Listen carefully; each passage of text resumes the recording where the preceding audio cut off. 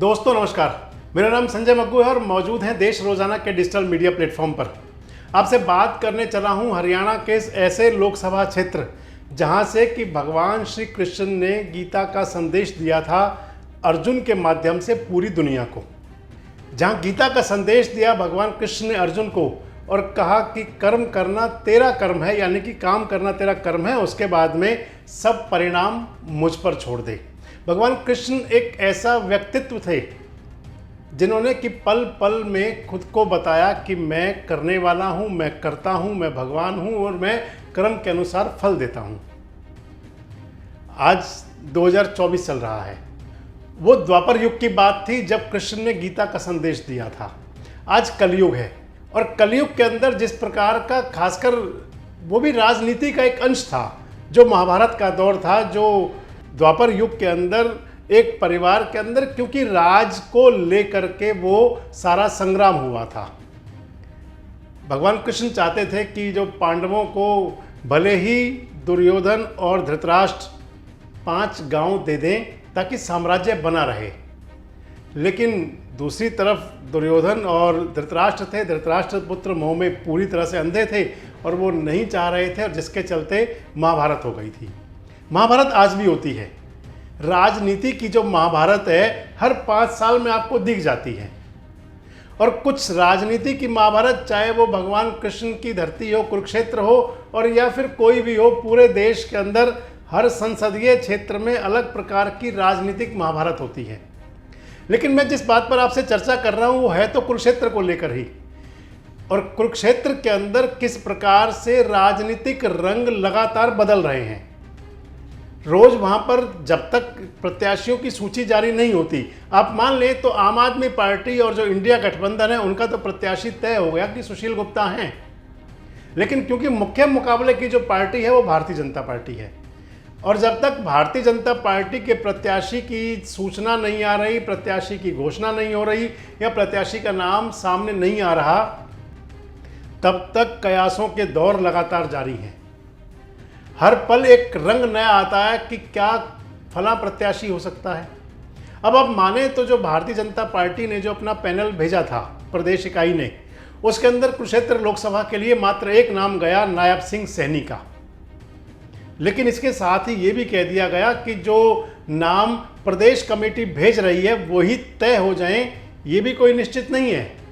और कुरुक्षेत्र लोकसभा सीट को लेकर के भारतीय जनता पार्टी एक और नए प्रयोग के मूड में है। ये मैंने आपको कई वीडियोस में बताया, और भी कई जो एंकर हैं, जो एनालिस्ट करते हैं, वो बताते रहते हैं।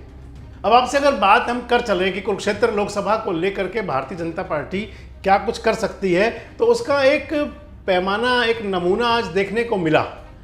कुरुक्षेत्र लोकसभा में आज जगह जगह पर बोर्ड लगे हुए थे, बड़े बड़े होर्डिंग बोर्ड, और उन बोर्डों पर बधाई दी गई थी नवीन जिंदल को, जो कुरुक्षेत्र के 2 बार सांसद रहे हैं। आज उनका जन्मदिन था, और जन्मदिन पर नवीन जिंदल की तरफ से, नवीन जिंदल के समर्थकों की तरफ से वहाँ के जो समाचार पत्र हैं, लोकल जो पेपर हैं, उनको इश्तिहार भी दिए गए थे। बड़े बड़े इश्तिहार छपे थे उनके जन्मदिन की बधाई के अखबारों के अंदर। और एकदम से फिर चर्चा शुरू हो गई कि क्या कुछ हो सकता है। अगर आपको ध्यान हो तो मैंने आपको 2 दिन पहले अपने एक वीडियो में कहा था कि कुरुक्षेत्र लोकसभा के लिए भारतीय जनता पार्टी ने भले ही नायब सिंह सैनी का नाम अकेला भेजा है, लेकिन जो भारतीय जनता पार्टी का आला कमान है, जो देश के गृह मंत्री अमित शाह, जो ज़्यादातर तय करते हैं कि कौन किस भूमिका में होगा, तो मैंने आपको बताया था कि भारतीय जनता पार्टी के आला कमान में एक नाम चल रहा है, और वो नाम है नवीन जिंदल का। कई बार चर्चाएं आई कि नवीन जिंदल की तरफ नज़र जाएगी, या नवीन जिंदल अगर नहीं होते तो उनकी पत्नी शालू जिंदल का नाम भी कई बार चला।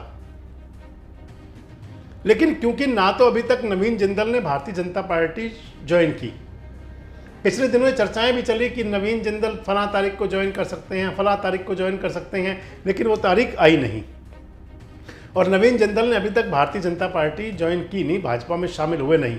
ये जरूर है कि पिछले दिनों हिसार के अंदर कई बड़े बड़े बोर्ड लगे थे, जिसके अंदर कि प्रधानमंत्री का भी फोटो था, मुख्यमंत्री जी का भी फोटो था। हालांकि वो एक सामाजिक संदेश का वैसे तो वो पोस्टर थे, लेकिन उससे ये जरूर हो गया कि नवीन जिंदल की कांग्रेस के अंदर तो वो नज़दीकी है नहीं। नवीन जिंदल का कांग्रेस के अंदर तो वो जो संपर्क था, जो उनका कांग्रेस के अंदर सेटिंग थी, वो है नहीं। हालांकि उन्होंने ना अभी तक कांग्रेस छोड़ी, ना भारतीय जनता पार्टी में शामिल हुए, लेकिन कहीं ना कहीं ये जरूर संदेश चल रहे थे कि नवीन जिंदल भारतीय जनता पार्टी के नेताओं के नज़दीक जरूर हैं। नवीन जिंदल की भारतीय जनता पार्टी के नेताओं के साथ कुछ ना कुछ बातचीत जरूर चल रही है। और एक बात पुरानी कहावत है कि धुआं हमेशा वहाँ उठा करता है जहाँ कोई चिंगारी होती है, जहाँ कोई हल्की सी आग भी होगी तो वहाँ से धुआं उठेगा। और जिस प्रकार से नवीन जिंदल का और भारतीय जनता पार्टी का वहाँ पर कनेक्शन जोड़ा जाता रहा है कुरुक्षेत्र लोकसभा को लेकर के, और आज जब उनका जन्मदिन है, जन्मदिन पर उनके इश्तेहार जारी हुए, तो फिर उससे लगता है कि आज उनका जन्मदिन है, इश्तेहार जारी हुए हैं, तो इसका मतलब कोई ना कोई राजनीतिक उसका संपर्क है, राजनीतिक ताना बाना है। और इसके साथ ही फिर एक बार वही चर्चाएं शुरू हो गई कि क्या नवीन जिंदल हो सकते हैं। आपको क्या लगता है कि क्या नवीन जिंदल हो सकते हैं? आपको क्या लगता है कि नवीन जिंदल को क्या भारतीय जनता पार्टी अपना प्रत्याशी बना सकती है? और आपको क्या लगता है कि जो भारतीय जनता पार्टी के प्रदेश पैनल ने नाम भेजे थे, उनसे हटकर के आला कमान कोई फैसले ले सकता है? कमेंट्स बॉक्स में अपनी प्रतिक्रिया जरूर दें और इस प्रकार के वीडियोज और अपडेट्स के लिए हमारे साथ जुड़े रहें, देखते रहें देश रोजाना। हमारे साथ जुड़े रहने के लिए देखते रहिए देश रोजाना का यूट्यूब चैनल सब्सक्राइब कीजिए। साथ ही देश रोजाना की खबरें सबसे पहले देखने के लिए प्रेस कीजिए बेल आइकन।